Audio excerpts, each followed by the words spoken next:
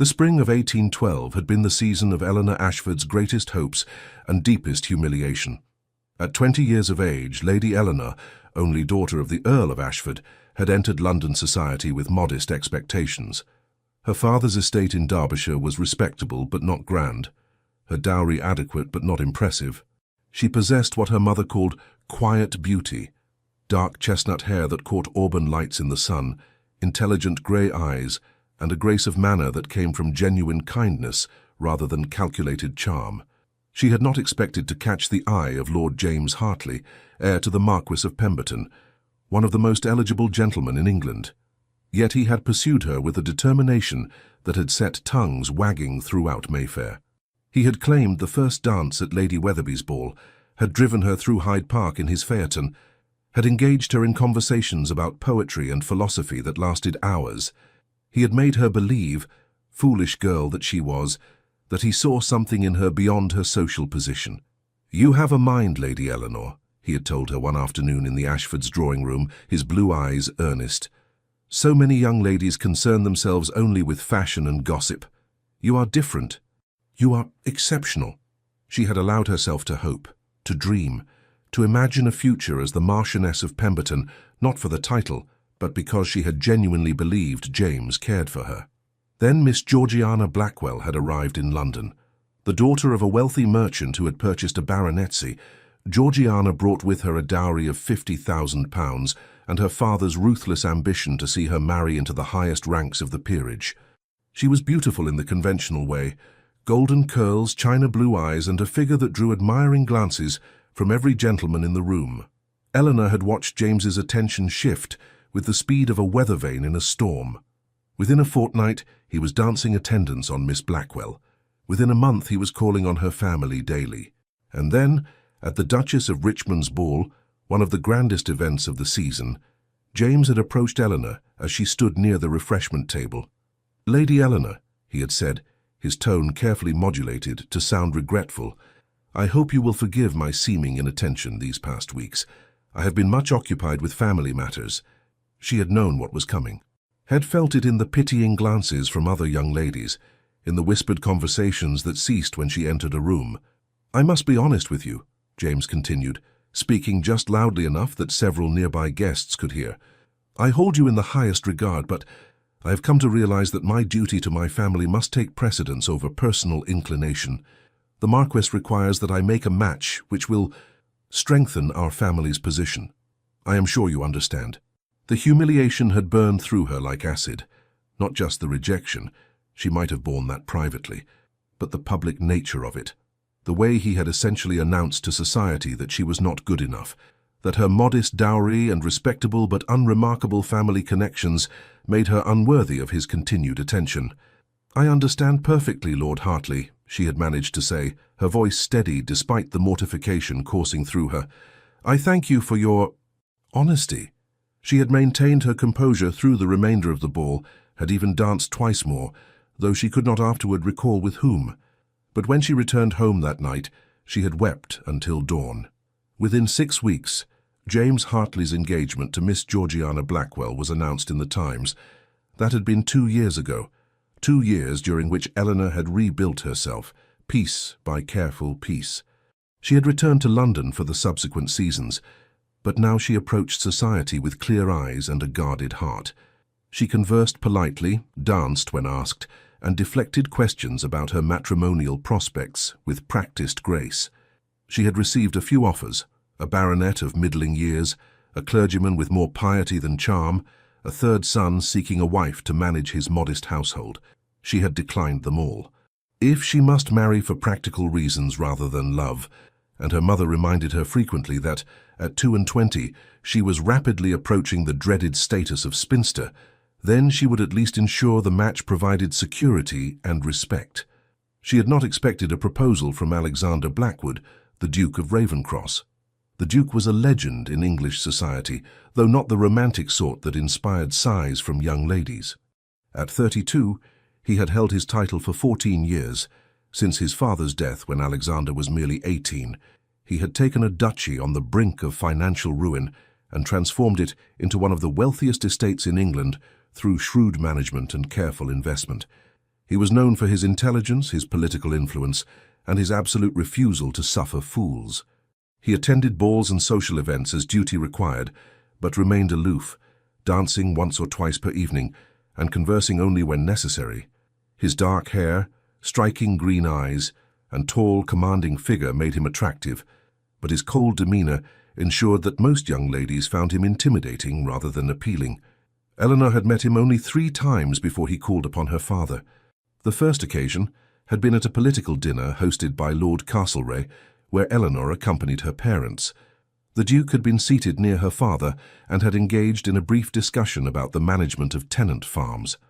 Eleanor had contributed an observation about crop rotation that her father's steward had mentioned, and the Duke had fixed her with those penetrating green eyes for a long moment before nodding thoughtfully. "An intelligent point, Lady Eleanor," he had said. "Your father is fortunate to have a daughter who takes interest in such practical matters." The second meeting had occurred at the theatre, where a chance arrangement of boxes had placed the Ashfords adjacent to the Duke. During the interval, he had inquired politely about Eleanor's opinion of the performance, a new production of The School for Scandal, and she had offered a critique of the lead actress's interpretation that had sparked an unexpectedly engaging conversation about Sheridan's wit and social commentary. The third meeting had been at Lady Pemberton's garden party only a week ago. Eleanor had been standing near the rose arbor, seeking a moment's respite from the crowds, when the Duke had approached. "Lady Eleanor," he had said without preamble, "I wonder if I might speak with you frankly." "Of course, Your Grace," she had replied, curious but not alarmed. "I find myself in need of a wife," he had stated, as directly as if he were discussing the weather. "I require someone intelligent, well-mannered, and capable of managing a ducal household. Someone who will not bore me with frivolous conversation or harbor romantic illusions about our arrangement. I have observed you over these past months, and I believe you possess the qualities I seek." Eleanor had stared at him, momentarily speechless. "I am aware this is unorthodox," he continued, "but I prefer directness to the usual charade of courtship. My position and wealth would provide you with security and social prominence. Your intelligence and dignity would provide me with a suitable duchess. I would expect discretion, competence, and civility. In return, I would offer respect, generous financial provision, and freedom to pursue your own interests within the bounds of propriety." "You are proposing marriage, Your Grace?" Eleanor had asked, still attempting to process this extraordinary conversation. "I am proposing a practical arrangement that would benefit us both," he had corrected. "I do not offer romantic declarations or promises of affection, but I do offer honesty and a partnership based on mutual respect." Eleanor had taken a steadying breath. Every practical consideration argued for acceptance. The Duke was wealthy, powerful, and, despite his cold manner, reportedly fair in his dealings. As his Duchess, she would have security, position, and protection. She would never again face the kind of humiliation James Hartley had inflicted upon her, and yet, some small part of her heart, the part that still remembered believing in love, hesitated. "Might I have time to consider, Your Grace?" she had asked. "Of course. I shall call upon your father in 3 days' time. You may send word before then if you wish to decline." He had paused, studying her with those unnervingly perceptive eyes. "I am aware of your history with Lord Hartley, Lady Eleanor. I mention this only to assure you that I would never treat you with such disrespect. Whatever else our marriage might be, it would be honorable."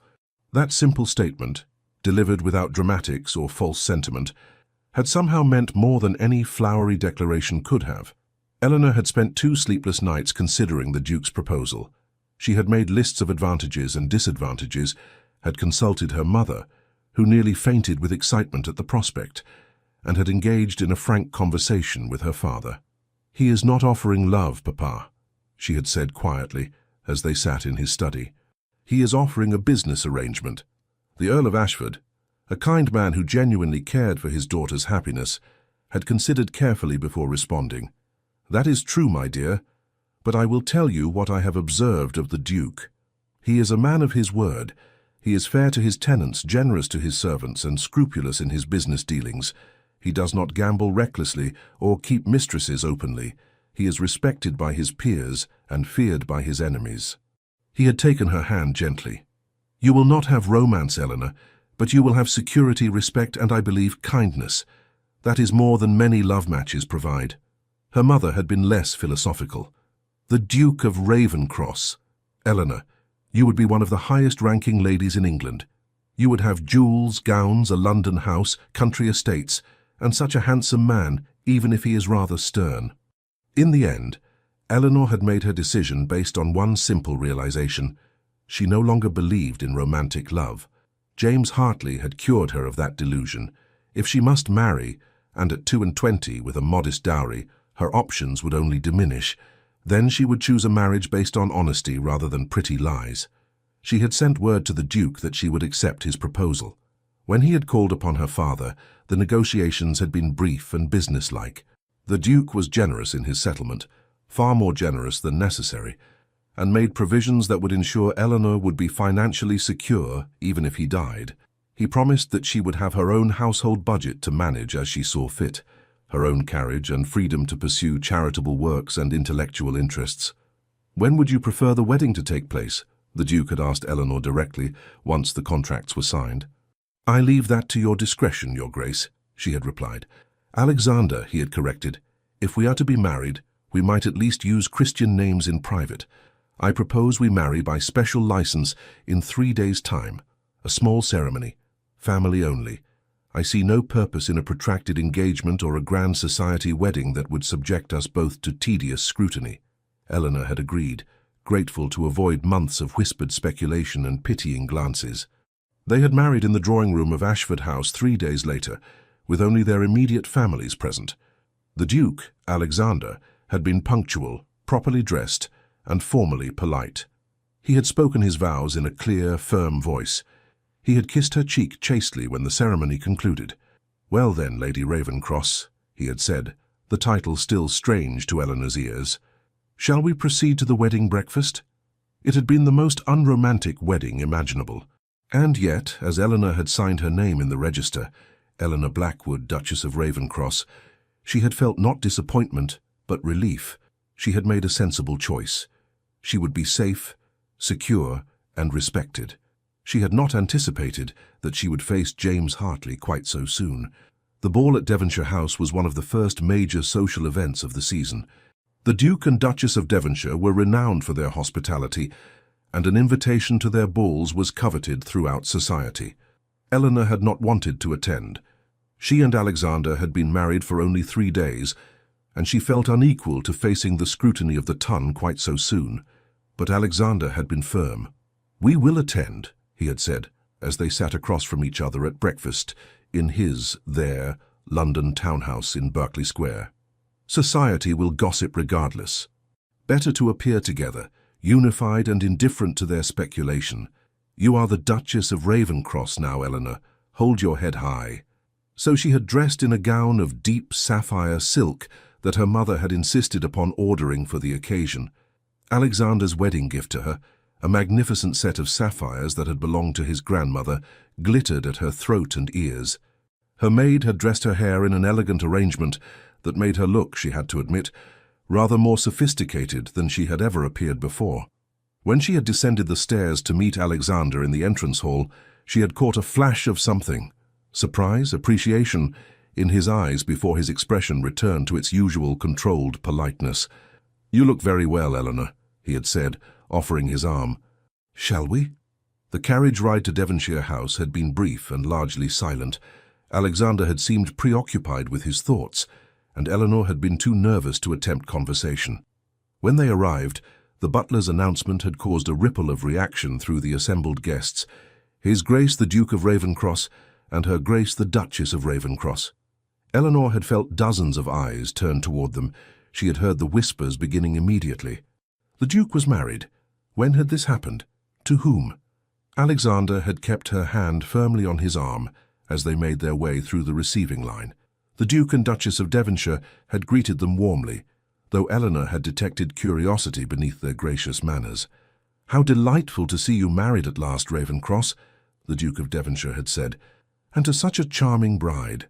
Lady Eleanor, forgive me, I should say, Duchess, you must bring your husband to dine with us soon."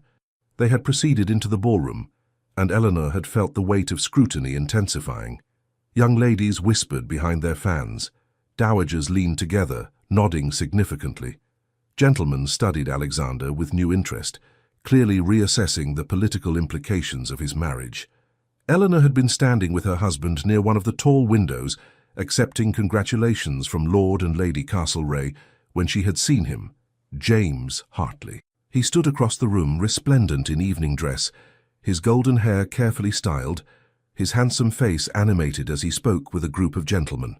Beside him stood his wife, for he had married Georgiana Blackwell the previous year, dressed in white silk and dripping with jewels that likely represented a significant portion of her father's fortune.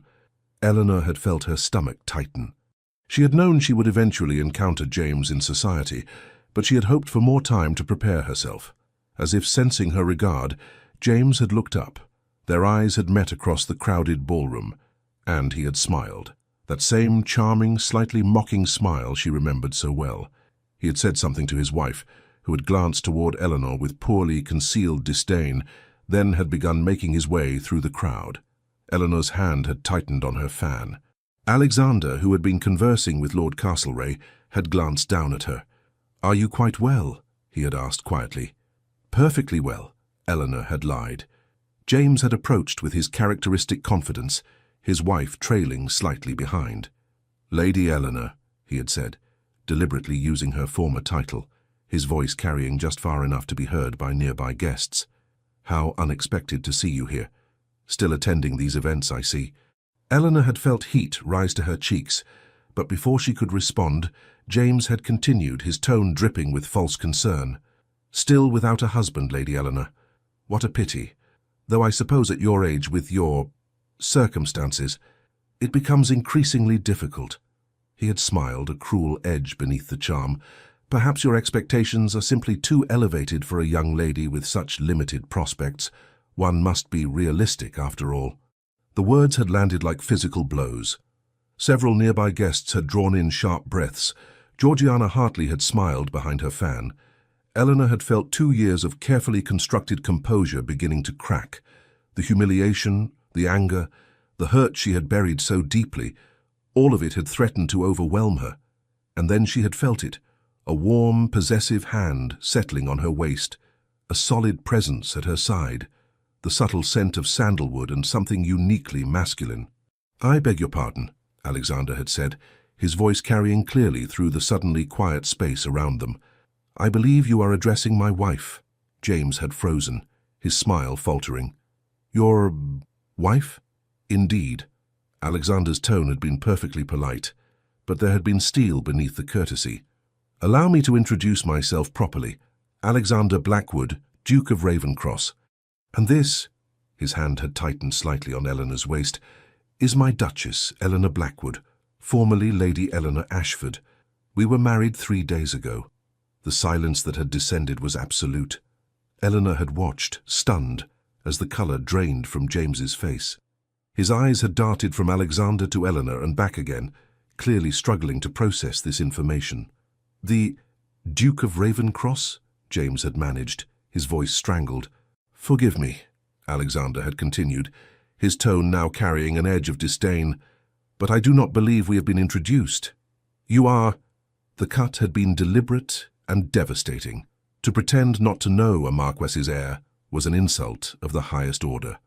"Lord James Hartley," James had stammered, his earlier confidence completely evaporated. "Heir to the Marquess of Pemberton. This is my wife, Lady Hartley." "Ah, yes," Alexander had said, as if only now recalling. "I believe I am acquainted with your father. A decent man, if somewhat burdened by unfortunate investments of late. I trust he is in good health." Another cut, this one referencing rumours that the Marquess's fortune had been significantly diminished by his son-in-law's insistence on expensive renovations to Pemberton Hall. James had seemed unable to formulate a response. His wife had looked equally mortified, her earlier smugness replaced by poorly concealed panic. "I must commend your confidence, Lord Hartley," Alexander had continued, his voice dangerously soft. "To approach my wife and suggest she has limited prospects shows remarkable boldness. Ignorance, certainly, but remarkable nonetheless." I was not aware," James had begun. "Clearly," Alexander had drawn Eleanor closer, a gesture that was unmistakably protective and possessive. "My wife's prospects, I assure you, are quite satisfactory. As the Duchess of Ravencross, she now ranks above every woman in this room save royalty. Her position in society is secure, her future is assured, and she is—" He had paused, his green eyes boring into James with undisguised contempt, far too valuable to waste another moment on inconsequential conversation. With that, Alexander had smoothly guided Eleanor away, leaving James and his wife standing alone in a circle of fascinated onlookers. Eleanor had felt dizzy.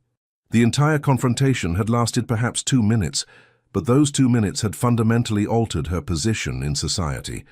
Where James had sought to humiliate her publicly, Alexander had instead elevated her, defended her, and simultaneously destroyed James's pretensions with surgical precision. "Breathe," Alexander had murmured as he led her toward the terrace doors. "Slowly, we shall step outside for air." The cool night air had been a relief after the suffocating atmosphere of the ballroom. Alexander had released her waist, but remained close, his presence a solid comfort. "Thank you," Eleanor had managed, her voice shaking. Thank you." "That man is a fool," Alexander had said flatly. "And his wife is clearly as mercenary as he is. They deserve each other." Eleanor had looked up at him, this man who was her husband, and for the first time had seen past the cold exterior to something warmer beneath. In the moonlight, his features had seemed less severe, almost handsome. "You defended me," she had said softly. "You did not have to do that. We both know this marriage is merely a practical arrangement." Alexander had turned to face her fully, his expression unreadable. "Eleanor, I told you when I proposed that I would treat you with respect. That man treated you abominably 2 years ago, and attempted to do so again tonight. I will not tolerate anyone showing such disrespect to my wife. Whether our marriage began as a practical arrangement or not, you are now the Duchess of Ravencross. That means something, you mean something." Something had shifted in that moment. Some invisible wall between them had developed the first hairline crack. Before Eleanor could respond, they had been interrupted by the arrival of Lady Castlereagh, who had tactfully suggested they return to the ballroom to continue receiving congratulations from well-wishers. The remainder of the evening had passed in a blur of introductions and polite conversation. Eleanor had noticed that James and his wife had departed early, and that the gossip had shifted from speculation about her marriage to gleeful dissection of James's humiliation. By the time they had returned to the townhouse in Berkeley Square, Eleanor had been exhausted. They had stood together in the entrance hall, the house quiet around them. "Thank you again," Eleanor had said, "for what you did tonight, for what you said." Alexander had looked at her with those penetrating green eyes. "I meant every word, Eleanor. You are my wife. I protect what is mine." There had been something possessive in those words, something that had sent an unexpected warmth through her chest. "Good night, Alexander," she had said softly. "Good night, Duchess." As Eleanor had climbed the stairs to her chambers, she had found herself thinking that perhaps this practical arrangement might prove more complex and more interesting than she had anticipated. The morning after the ball, Eleanor awoke in the grand ducal bedchamber that was now hers, sunlight streaming through the tall windows. The room was beautifully appointed in shades of cream and gold, far more luxurious than her chamber at Ashford House had been. A discreet knock at the door preceded the entrance of Mrs. Winters, the housekeeper, followed by 2 maids carrying breakfast trays. "Good morning, Your Grace," Mrs. Winters said with a respectful curtsy. "His Grace requested that breakfast be brought to your room this morning, as he thought you might be fatigued after last evening's event." Eleanor sat up, pulling a wrapper around her shoulders. "That was thoughtful of him. Where is His Grace now?" "In his study, Your Grace.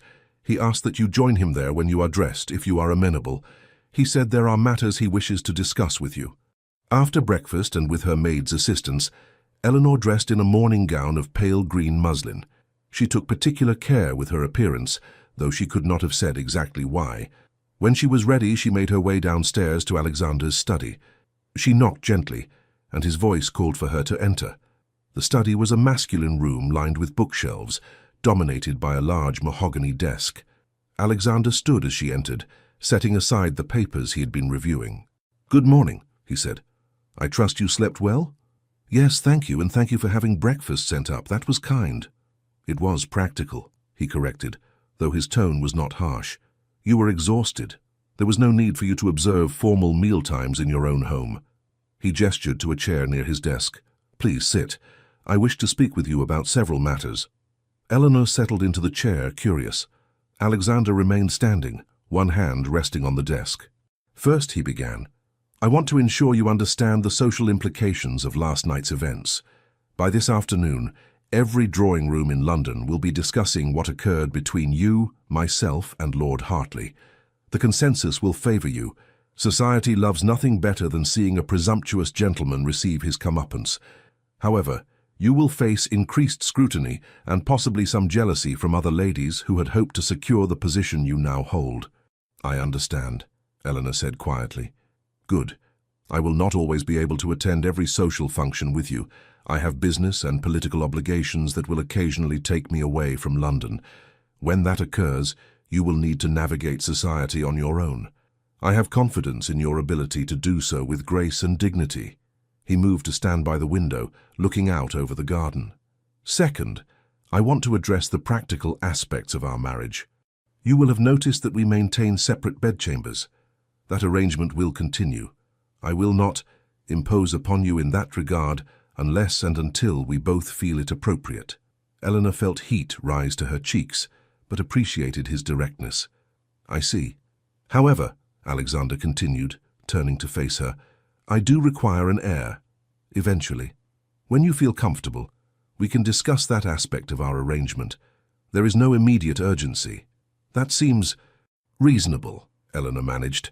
Third, I want you to understand your position and your authority in this household. You are the Duchess of Ravenscross. The household staff answers to you. The management of our social calendar is your responsibility. You have an annual household allowance of £3,000, more if you require it for legitimate expenses. Mrs. Winters will help you understand the systems already in place, but you have authority to make changes as you see fit. Eleanor's eyes widened. £3,000 was more than her father's entire annual income from his estate. That is very generous. It is appropriate, Alexander corrected. You will have expenses, clothing, charitable donations, gifts, entertainment costs. I will not have my Duchess appearing in shabby gowns or unable to host properly. He returned to the desk and withdrew a small box from a drawer. Which brings me to my final point. Last night you wore my grandmother's sapphires. They suit you well. However, you will need additional jewelry for various occasions. He placed the box on the desk and opened it. Inside lay an exquisite pearl necklace with a diamond clasp, accompanied by matching earrings and a bracelet. Eleanor gasped. Alexander, these are beautiful, but they are yours, he said simply. There are more pieces in the vault, emeralds, rubies, diamonds. Mrs. Winters will show you the collection. Choose what appeals to you. This is too much, Eleanor protested. You have already been so generous with the marriage settlement and— Eleanor, he said her name firmly, drawing her attention to his face. You are my wife. You represent me and this family in society. You will be appropriately adorned. This is not generosity, it is necessity. Moreover, he paused, something flickering in his expression. You are not the mercenary fortune hunter that man implied last night. You agreed to marry me for practical reasons, yes, but not out of greed. I will not have you feeling like a purchased commodity. These gifts are freely given. Something in his tone made Eleanor's throat tighten. She stood, moving closer to him. You are not at all what I expected, Alexander. No? One dark eyebrow arched slightly. What did you expect? I thought you would be cold, indifferent. I thought this would be a marriage in name only, where we lived separate lives under the same roof. And now I think— Eleanor chose her words carefully. I think you are a man who values honor and fairness. I think beneath that stern exterior, you are perhaps kinder than you wish people to know. For a long moment, Alexander simply looked at her, his green eyes searching her face. Then, unexpectedly, one corner of his mouth lifted in what might almost have been a smile.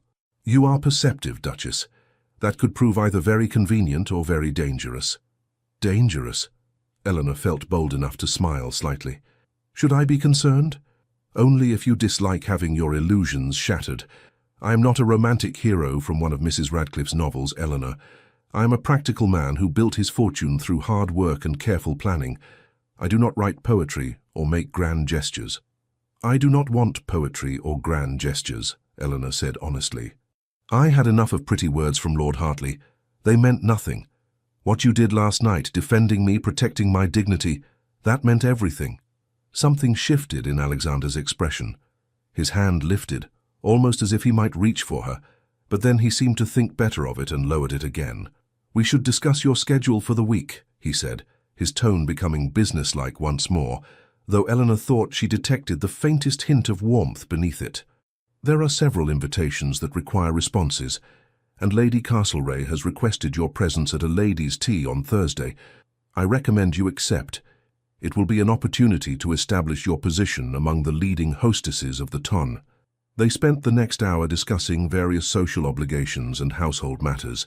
Eleanor was impressed by Alexander's thorough knowledge of society's complex web of relationships and his astute understanding of social politics.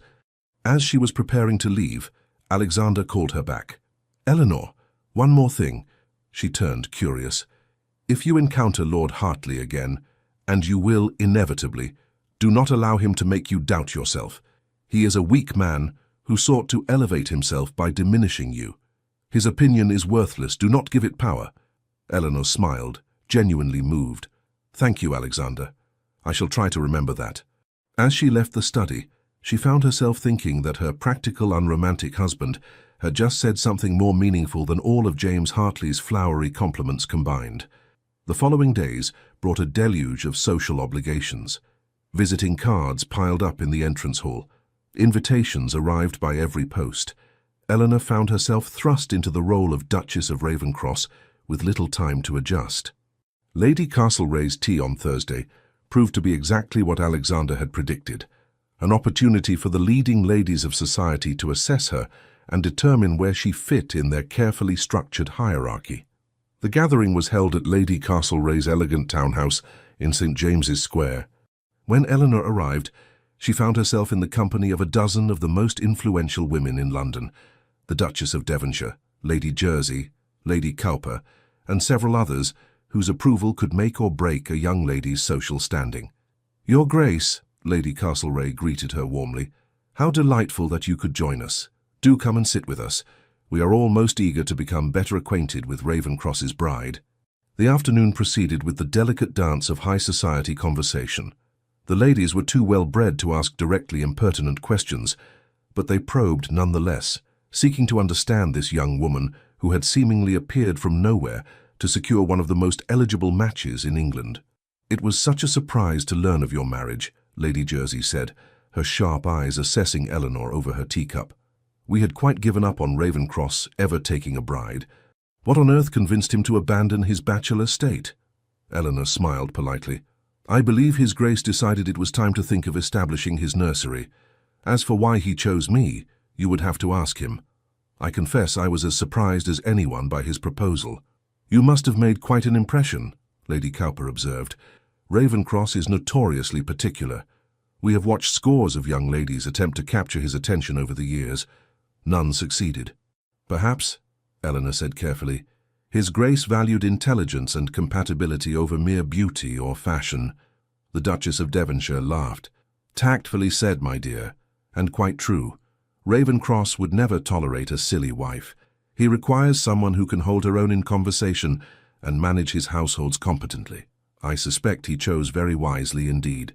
I witnessed the encounter at our ball, Lady Cowper said, leaning forward with interest. With Lord Hartley. How mortifying that must have been for him, to discover you had married so far above him. I confess, Eleanor said, choosing her words carefully. I took no pleasure in Lord Hartley's discomfort. However, I was grateful for my husband's support. He made it clear that he would not tolerate disrespect toward me. Ravenscross is fiercely loyal to those he considers his, Lady Castlereagh said approvingly. You will find, Your Grace, that being his Duchess provides considerable protection. No one will dare slight you now. I have heard, Lady Jersey said, her tone casual but her eyes sharp, that your courtship was quite brief. Some might even say, hasty. Eleanor met her gaze steadily. His Grace and I both valued directness over protracted uncertainty. When two practical people find themselves suited to one another, what purpose does delay serve? A refreshingly pragmatic view, the Duchess of Devonshire said. Not the stuff of romantic novels, perhaps, but far more likely to result in a stable marriage. I applaud you both. The conversation moved to other topics, the latest fashions from Paris, the upcoming royal event at Carlton House, speculation about which young ladies would secure matches this season. Eleanor participated when appropriate but mostly listened, learning the subtle currents of influence and rivalry that flowed beneath the surface of polite conversation. As the afternoon concluded and guests began to depart, Lady Castlereagh drew Eleanor aside. "You handled yourself admirably, my dear," she said quietly. "These ladies can be rather intimidating, I know, but you met them as an equal. That is precisely what Ravencross's Duchess must do. I suspect you will do very well indeed. Thank you, Lady Castlereagh. Your kindness means a great deal to me. One more word of advice, if I may?" Lady Castlereagh's expression turned serious. "Your husband is a powerful man with considerable political influence. That makes him valuable as an ally and dangerous as an enemy. There are those who will attempt to use you to gain access to him or to learn information about his business dealings and political positions. Be cautious about whom you trust." Eleanor nodded slowly. "I shall remember that." As her carriage returned her to Berkeley Square, Eleanor reflected on how dramatically her life had changed in less than a week. She had gone from being a young woman of modest prospects to one of the most highly ranked ladies in England.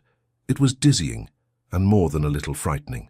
When she arrived home, she found Alexander in the drawing room, reviewing correspondence. He looked up as she entered.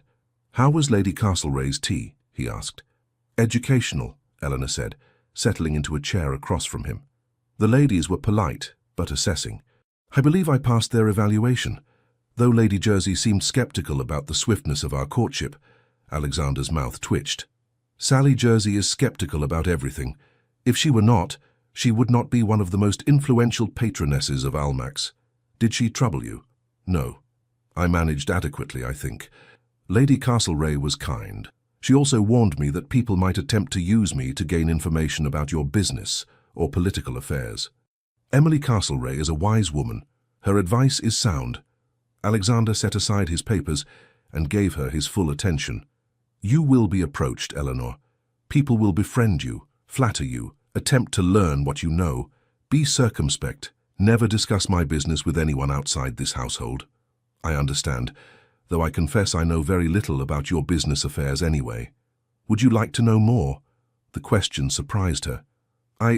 Yes, actually, I would." Alexander considered for a moment, then nodded. "Very well.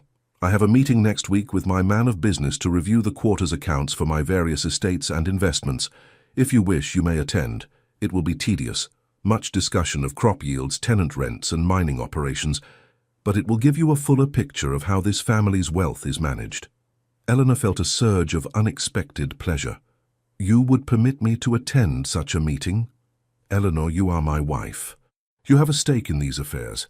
Moreover, if something should happen to me before we have a son of age, you would need to understand the business until our heir reaches his majority. It is only practical that you be informed." Practical. That word again. And yet, Eleanor found herself touched by the implicit trust in his offer. "I would very much like to attend," she said. "Thank you." That evening they dined together. A first, as they had previously maintained the habit of separate meals due to Alexander's unpredictable schedule.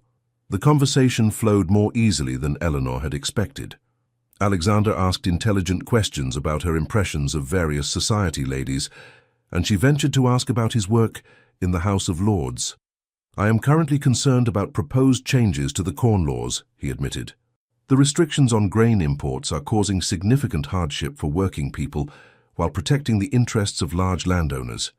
It is a complicated issue. I am a landowner myself, after all, but I believe the current situation is untenable." "What position will you take?" Eleanor asked. "I will argue for modification of the laws to allow greater imports when domestic prices rise above a certain threshold. It will not make me popular with some of my peers, but it is the right course. Starving the poor to line the pockets of the wealthy is both immoral and ultimately destabilizing to social order. Eleanor found herself impressed by his willingness to take an unpopular stance based on principle rather than self-interest. "That is admirable, Alexander." He looked at her with surprise. "Most ladies would find such topics dreadfully dull." "I am not most ladies," Eleanor said with a slight smile. "My father's estate is not large, but I grew up understanding that our tenants' welfare affected our own. A starving tenant cannot pay rent, and a prosperous one can. It is simple logic, yet many landlords seem not to grasp it." "Your father taught you well," Alexander said. Then, after a pause, "Eleanor, I find I am enjoying your company more than I anticipated. That is, not a complaint." It was perhaps the most emotionally vulnerable statement he had made to her. Eleanor felt warmth spread through her chest.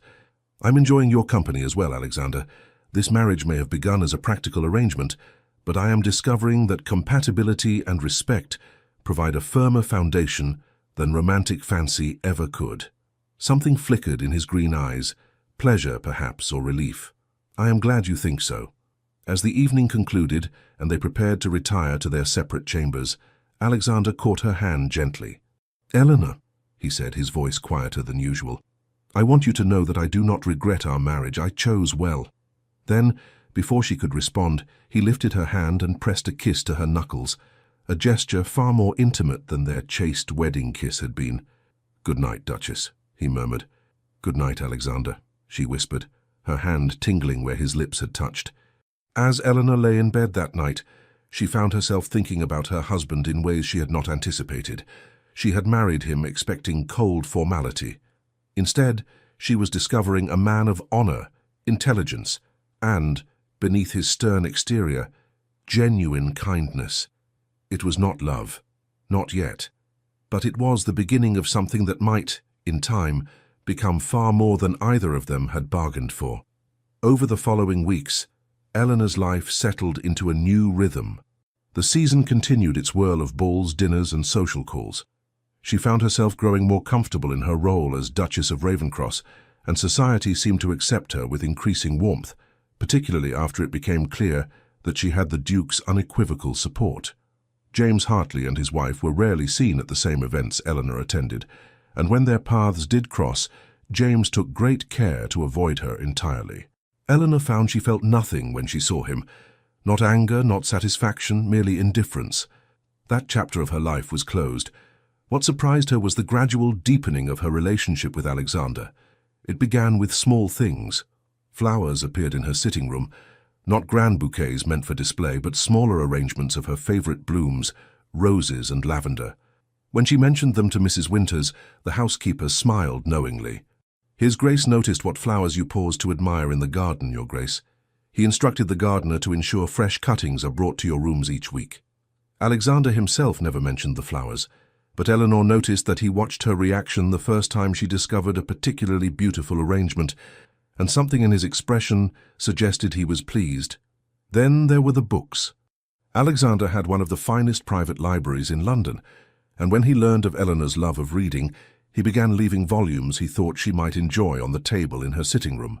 Not the insipid romantic novels deemed appropriate for ladies, but works of history, philosophy, and even political economy. "I thought you might find this interesting," he would say casually, handing her a book on the agricultural innovations being implemented in Scotland, or a collection of essays on social reform. The author makes some compelling arguments about land management. They began spending their evenings together more frequently. After dinner, they would retire to the library, where Alexander worked on correspondence while Eleanor read. Often, their reading would spark conversations that lasted hours, debates about politics, discussions of history, analyses of the social issues confronting England. "You have a sharp mind," Alexander told her one evening after a particularly spirited discussion about the writings of Mary Wollstonecraft. "I find myself looking forward to these conversations. Most people simply agree with whatever I say, or if they disagree, cannot articulate why. You challenge me. It is refreshing." "I hope I am not too disputatious," Eleanor said, suddenly concerned that she had overstepped. "Not at all." Alexander's expression was warmer than she had ever seen it. "I married you for your intelligence, Eleanor.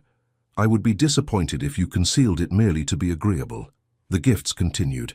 a beautiful shawl in her favorite shade of blue, a first edition of a book she had mentioned wanting to read, chocolates from a confectioner in Bond Street that she had once praised in passing. "You are spoiling me," she protested, after discovering an exquisite pair of emerald earrings in her jewelry box. "I am providing for my wife," Alexander corrected, though his eyes held a hint of amusement. "There is a difference. Alexander, you have already given me so much." "Eleanor," he stepped closer, his expression serious. "I have wealth beyond what I could spend in 10 lifetimes. What purpose does it serve if not to provide pleasure to those I—" He stopped abruptly, seeming to reconsider his words. "To those under my protection," he finished. Eleanor wondered what he had almost said instead. The turning point came one afternoon in late May. Eleanor had been visiting one of the charitable institutions she had begun to patron, an orphanage in Suffolk that provided education and training to destitute children. She had mentioned to Alexander her desire to do meaningful charitable work, and he had not only approved, but had provided generous funding. She returned to Berkeley Square that afternoon, tired but satisfied, her dress dusty from the orphanage's crowded conditions. As she entered the house, she nearly collided with Alexander in the entrance hall. "Goodness," she exclaimed, "I did not expect you home so early." He steadied her with his hands on her shoulders, then frowned. "You are covered in dust. Where have you been?"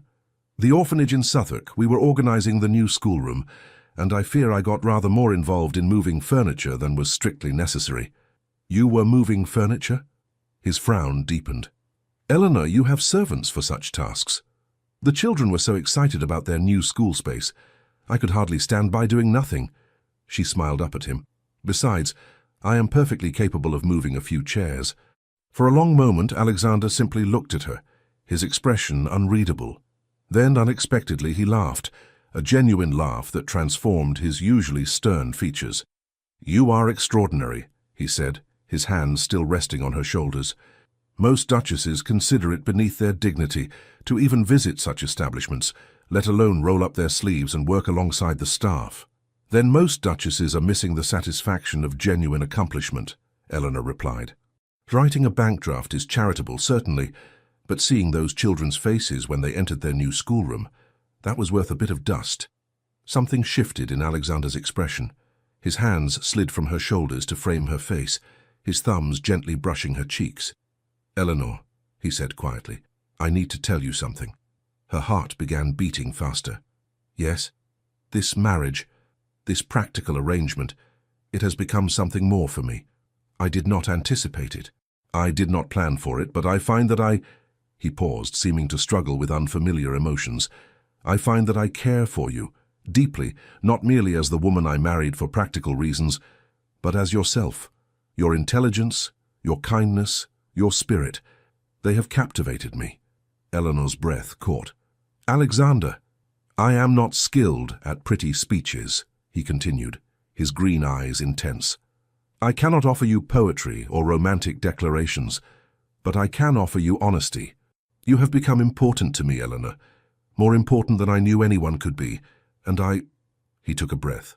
"I would very much like our marriage to become more than a mere arrangement, if you are willing." Eleanor felt tears prickling her eyes, not tears of sadness but of overwhelming emotion. This stern, practical man who claimed not to understand romance had just offered her something more precious than any flowery declaration, complete honesty and genuine feeling. "I am willing," she whispered. "More than willing. You have shown me what real devotion looks like, Alexander. Not pretty words, but consistent actions. Not grand gestures, but daily kindness. I did not expect to feel this way when I married you, but I find that I have come to care for you deeply as well." The kiss, when it came, was nothing like their chaste wedding kiss. It was passionate, demanding, and yet somehow tender, an expression of feelings too powerful for words.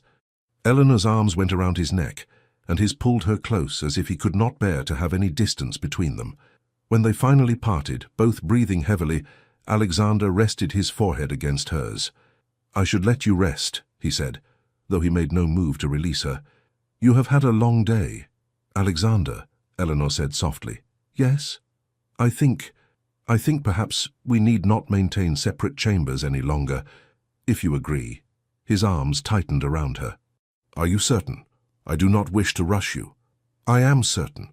She looked up at him, her grey eyes meeting his green ones. I want to be your wife in every sense, Alexander. Not because of duty or the need for an heir, but because I want to be close to you. The heat in his gaze made her breath catch. Tonight, then, he said, his voice rough. Come to my chamber tonight, Eleanor. Let me show you how precious you have become to me. That evening, Eleanor dismissed her maid early and made her way to Alexander's chamber with a mixture of nervousness and anticipation. He was waiting for her, dressed in a brocade dressing gown, his dark hair slightly disheveled in a way that made him look younger and less severe. Eleanor, he breathed as she entered. You came. Of course I came. Did you doubt I would? I doubted my own worthiness, he admitted. I am not an easy man, Eleanor. I am too serious, too focused on duty. You deserve someone who can sweep you off your feet with romance and poetry. Eleanor crossed the room to stand before him. I tried romance and poetry with James Hartley. They meant nothing because there was no substance beneath them.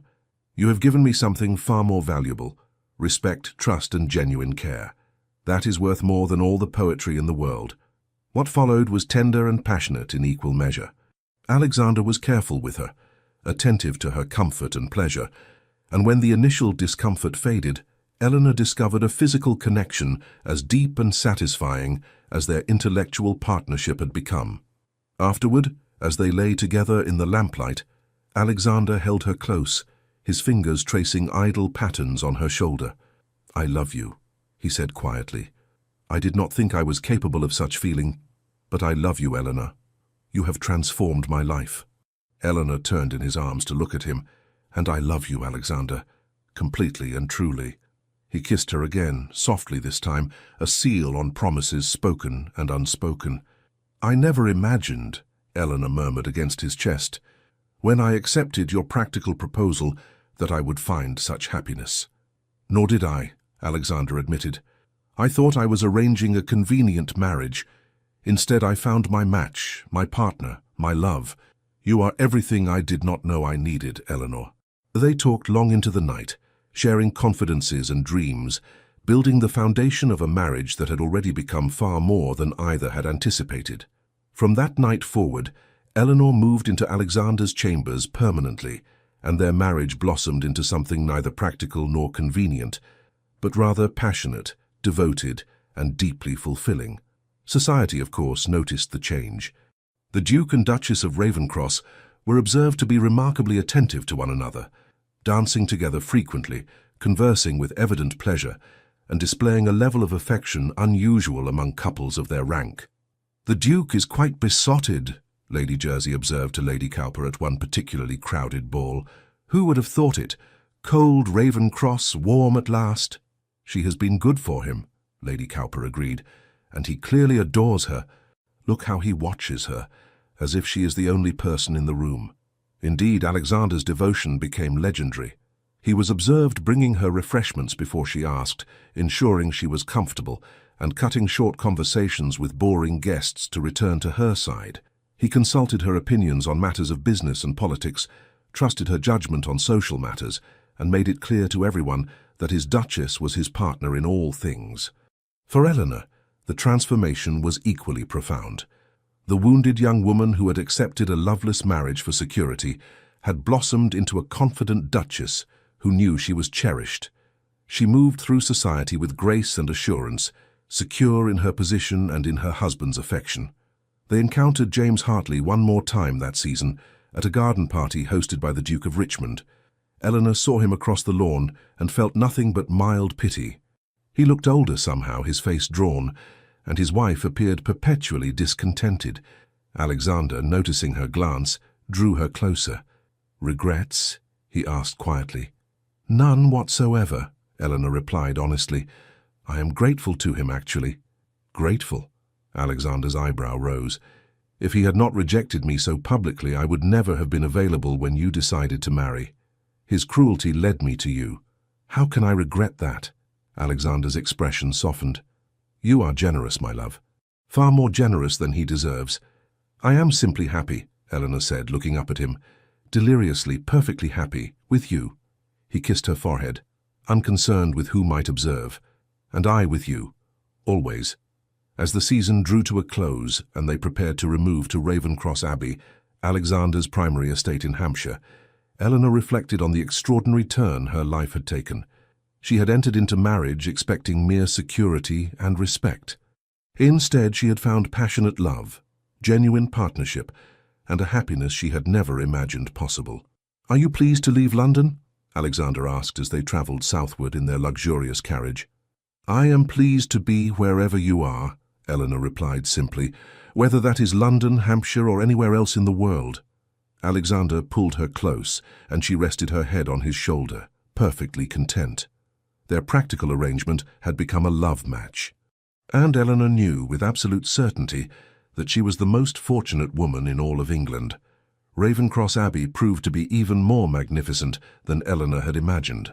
The great house, built in the Elizabethan era and modernized over successive generations, sprawled across a landscaped park that encompassed woodlands, formal gardens, and a picturesque lake. "This is your home now," Alexander said as their carriage approached the house, his hand covering hers. "I hope you will be happy here." "How could I not be?" Eleanor breathed, taking in the golden stone walls and mullioned windows that glowed in the afternoon sun. "It is beautiful, Alexander." The household staff had assembled to greet their new mistress, and Eleanor was gratified by the warmth of their reception. Mrs. Patterson, the housekeeper at Ravenscross, was a matronly woman with kind eyes who seemed genuinely delighted to welcome a duchess to the estate. "We have all been hoping His Grace would marry," she confided as she showed Eleanor through the house. "This great place needs a family to make it truly a home, and if I may be bold, Your Grace, His Grace seems remarkably happy. The staff have all noticed the change in him." Over the following weeks, Eleanor settled into country life with surprising ease. She worked with Mrs. Patterson to understand the household's rhythms, visited the tenants with Alexander to learn about estate management, and began planning improvements to the estate's small school and almshouse. But the greatest change came in her relationship with Alexander. Away from the scrutiny and formality of London society, they were free to simply be themselves, a husband and wife who genuinely delighted in each other's company. They rode together most mornings, exploring the estate's extensive grounds. Alexander was an excellent horseman, and he patiently helped Eleanor improve her skills, his hands steadying her waist as he gave instructions, his praise generous when she mastered a new technique. "You are a natural," he told her, after she successfully jumped a low fence for the first time. "I knew you had the courage for it." "I am merely motivated by your confidence in me," Eleanor replied, flushed with pleasure. "You make me believe I can accomplish anything." "You can," he said seriously. "You are one of the most capable people I know, Eleanor. Never doubt that." Their evenings were spent in comfortable companionship. Sometimes Alexander worked on estate business while Eleanor read or worked on her correspondence. Sometimes they played chess or card games. Often they simply talked, sharing their thoughts on everything from philosophy to the day's small domestic concerns. And their nights were filled with increasing passion and tenderness. Alexander proved to be an attentive and generous lover, and Eleanor discovered depths of feeling and sensation she had never imagined. Their physical intimacy deepened their emotional connection, creating a bond that felt unbreakable. "I never knew marriage could be like this," Eleanor confessed one night as they lay tangled together, the moonlight streaming through the windows. "I thought it would be duty and obligation. Instead, it is joy." Alexander's arms tightened around her. "You have taught me what it means to truly love someone, Eleanor. Before you, I understood duty, responsibility, honor, but I did not understand how it felt to care for someone more than myself, to want their happiness above my own. You have transformed me. We have transformed each other," Eleanor corrected softly. "I was so guarded when we married, Alexander, so afraid to be hurt again. You have shown me that trust and vulnerability are not weaknesses but strengths." In late August, Eleanor realized that her monthly courses had not arrived. A visit from the local physician confirmed what she had begun to suspect. She was with child. She told Alexander that evening as they sat together in the library after dinner. He had been reviewing accounts, and she had been attempting to focus on a book, but her mind had been too full of her news to concentrate. "Alexander," she said, setting her book aside, "I have something to tell you. He looked up immediately, catching the seriousness in her tone. "What is it? Are you well?" "I am very well," she smiled. "I am expecting a child. We are going to have a baby." For a long moment, Alexander simply stared at her. Then his face broke into a smile of such radiant joy that Eleanor felt tears spring to her eyes. "A child," he whispered. "Eleanor, truly?" "Truly. The physician confirmed it this afternoon. I am perhaps 2 months along. The baby will come in the spring." Alexander crossed the room in 3 strides and pulled her into his arms, holding her as if she were made of glass. "Eleanor, my love, this is... I cannot find words. You have given me everything. Everything. We have given each other everything," Eleanor corrected, tilting her face up for his kiss. That night Alexander was especially tender with her, treating her with such reverent care that she finally had to laugh. "I am not going to break, Alexander. Women have been bearing children since the beginning of time. Not my wife," he said stubbornly, "not the woman who holds my heart. I will not risk your health or comfort for anything." His protectiveness, while occasionally excessive, touched Eleanor deeply. Over the following months, as her body changed and the baby grew, Alexander ensured she had the finest care, the best food, and every comfort he could provide. He read medical texts about childbirth and pregnancy, questioning the physician about every detail. He had a resting couch installed in the library so she could be near him while he worked. He personally ensured that her favorite foods were always available and that the nursery was being prepared to the highest standards. "You are fussing," Eleanor told him one afternoon in December when she was nearly 7 months along and feeling ungainly. "I am perfectly healthy, Alexander. Women do not need to be wrapped in cotton wool merely because they are breeding." "My woman does," he said firmly. Then, more gently, "Humor me, Eleanor. You are carrying the most precious cargo in the world, our child and yourself. Let me take care of you." How could she argue with that? London society heard of the Duchess's condition through the carefully worded announcement Alexander had inserted in the newspapers.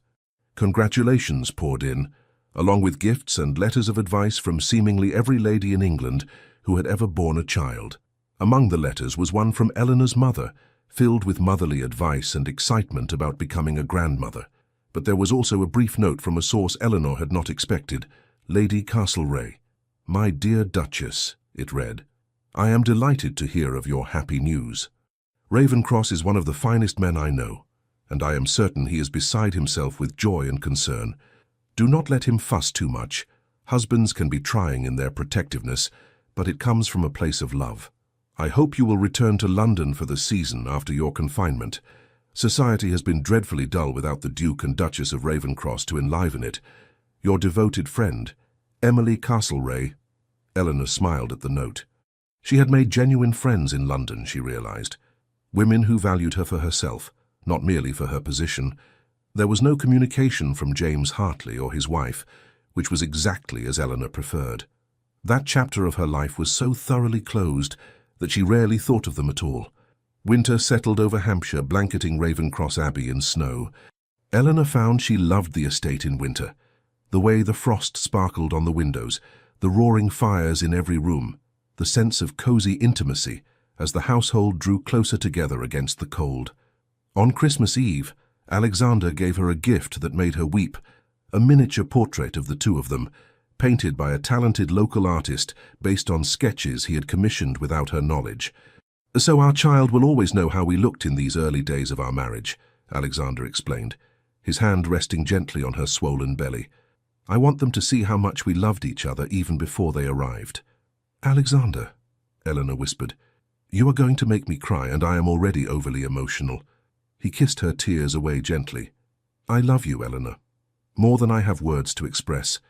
You have given me a life I never imagined I could have, a home filled with love instead of merely duty. And now a child. You are my entire world." "And you are mine," Eleanor replied, her hand covering his where it rested on her belly. "Always." The baby came on a bright April morning, arriving with considerably less drama than everyone had feared. Eleanor's labor was relatively brief, and when Alexander was finally allowed into the chamber to meet his child, he found Eleanor tired but glowing with joy, cradling a tiny bundle in her arms. "Alexander," she said softly, "come meet your daughter." A daughter. Alexander approached almost reverently, his eyes wide as he looked down at the tiny, perfect face. "She is beautiful," he whispered. "Perfect, like her mother. Would you like to hold her?" Eleanor asked. With exquisite care, Alexander took his daughter into his arms.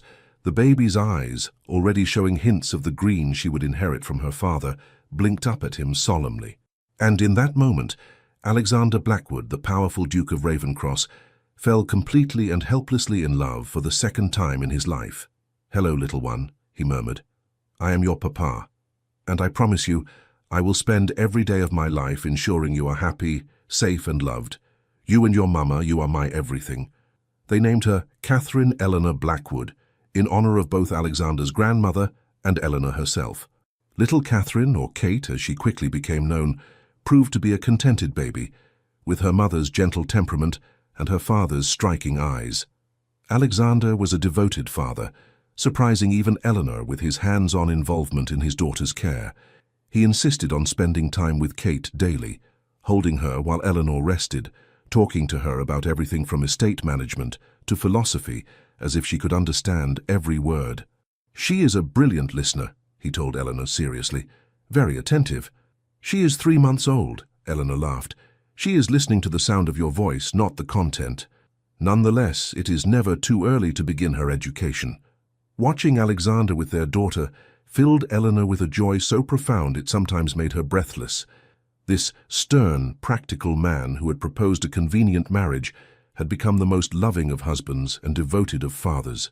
He proved that love could grow from respect and trust, that passion could develop from compatibility, and that the strongest bonds were built on honesty and genuine care.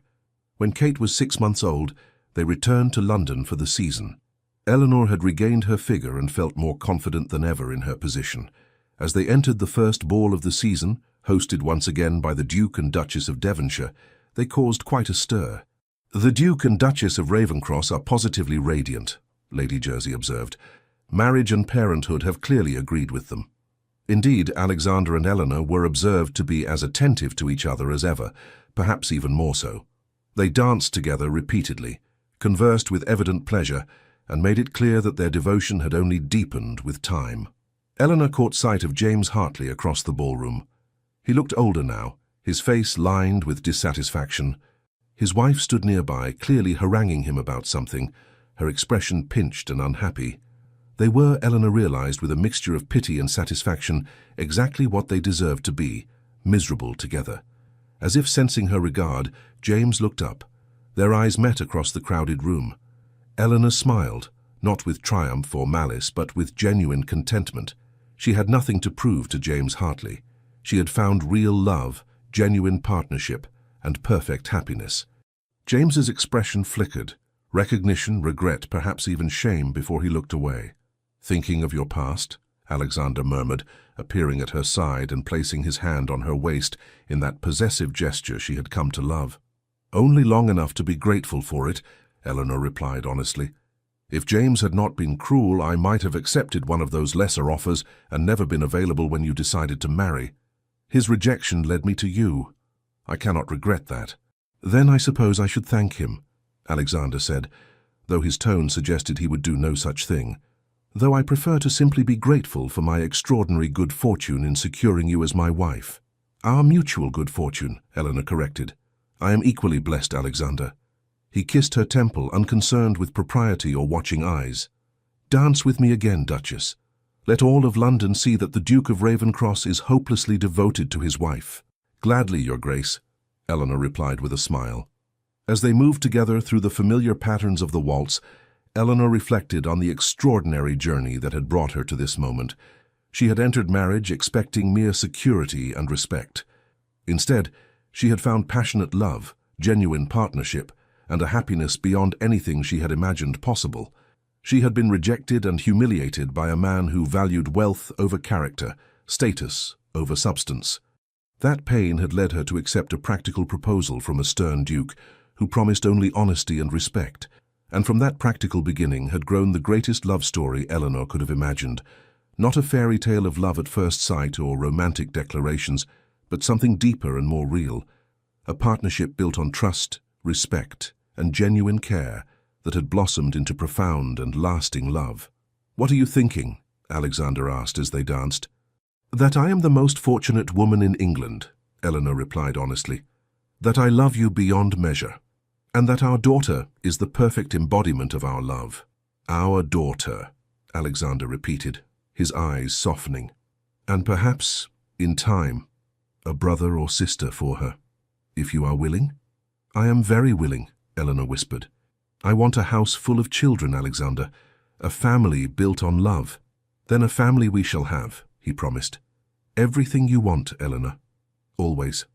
As the music swelled and they moved together in perfect harmony, Eleanor caught sight of their reflection in one of the ballroom's tall mirrors. The Duke and Duchess of Ravenscross, powerful, respected, and quite obviously devoted to each other. A perfect partnership in every sense. James Hartley had mocked her, suggesting she had no prospects, implying she was not good enough. He had been spectacularly wrong. She had not only secured a position far above anything he could have offered, but she had found something infinitely more valuable: true love with a man who cherished her completely. "No regrets?" Alexander murmured against her ear. "None whatsoever," Eleanor replied, meeting his eyes. "Only gratitude. For you, for our daughter, for this life we have built together."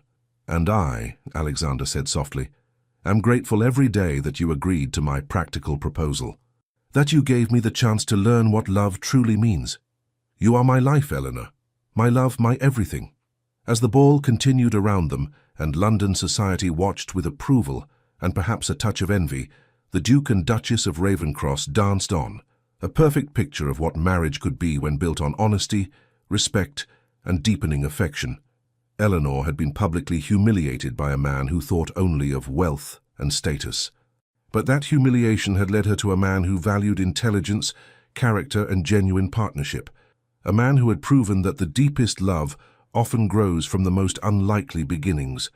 And if James Hartley occasionally regretted his choices as he watched the Duke and Duchess of Ravenscross from across crowded ballrooms, if he wondered what his life might have been had he possessed the wisdom to value substance over superficiality, well, that was only fitting.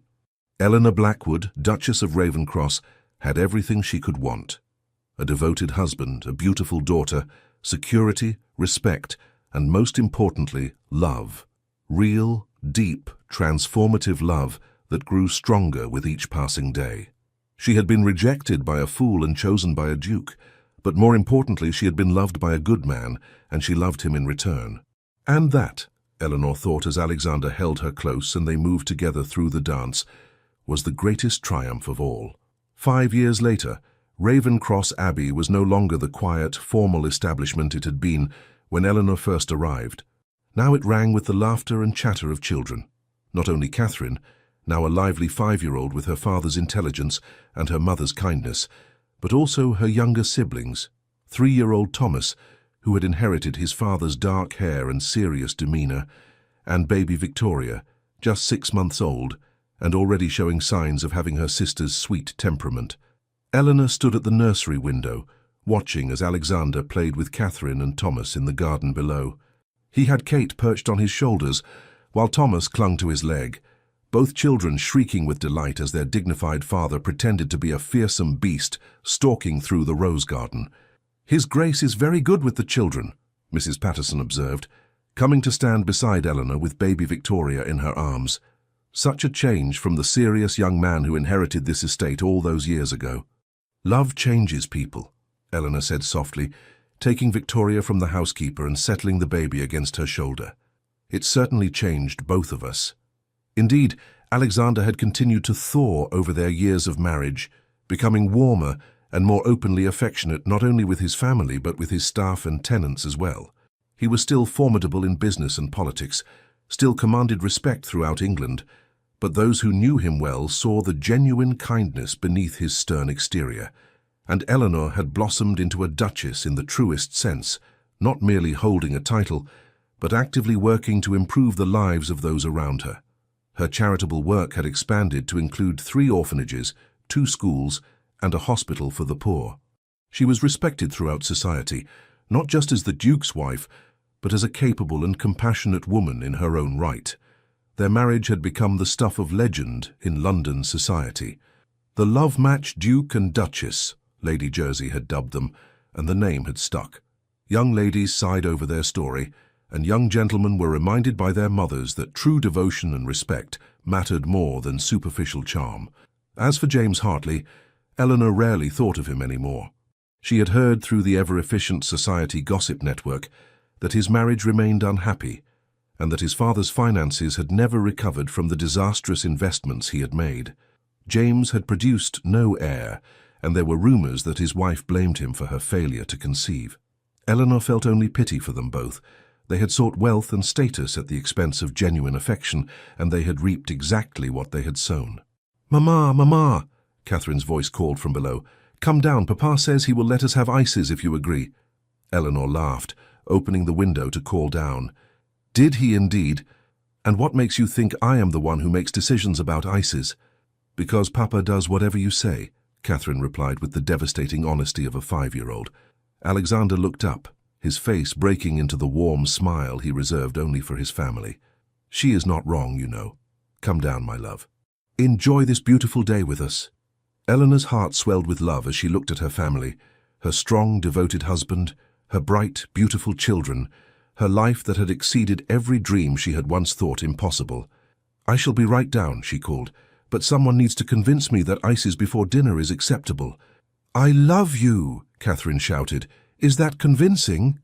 "Very convincing indeed," Eleanor laughed. As she turned from the window, baby Victoria gurgling contentedly in her arms, Eleanor reflected on the extraordinary turn her life had taken. She had begun as a young woman with modest prospects, been publicly humiliated by a man who valued wealth over character, and accepted a practical proposal from a stern duke who promised only honesty and respect. From that unpromising beginning had grown the deepest love, the truest partnership, and the most profound happiness Eleanor could have imagined. She had not married for love, but she had found it nonetheless. Found it, nurtured it, and watched it grow into something magnificent. "Come along, little one," she murmured to Victoria as she headed downstairs. "Let us join your papa and siblings. Let us enjoy this beautiful life we have been blessed with." As Eleanor emerged into the garden, and Alexander's face lit up at the sight of her, as Catherine and Thomas ran to embrace her, as her husband kissed her tenderly and took Victoria from her arms with practiced ease, she knew with absolute certainty that she was the most fortunate woman in all of England. Not because she had married a duke, though that had brought its own advantages. Not because she had wealth and status, though those had provided security and comfort. But because she had married a good man who loved her, who respected her, who cherished her and their children above all else. She had been rejected by a fool and chosen by a wise man. But more importantly, she had been loved, truly, deeply, passionately loved, by the best of men. And she loved him in return with every fibre of her being. And that, Eleanor thought as Alexander put his arm around her waist and they watched their children play together in the sunshine, was the greatest triumph of all. The practical marriage had become the love match of the century, and Eleanor Blackwood, Duchess of Ravenscross, lived happily ever after, not because of magic or fairy tale romance, but because she and her husband had chosen each other day after day, building a love that would last a lifetime. The end. Thank you for joining us on Eleanor and Alexander's journey. Their story reminds us that love can grow from the most unexpected beginnings, that respect and trust form the foundation of lasting happiness, and that the deepest connections are built through consistent care and genuine devotion.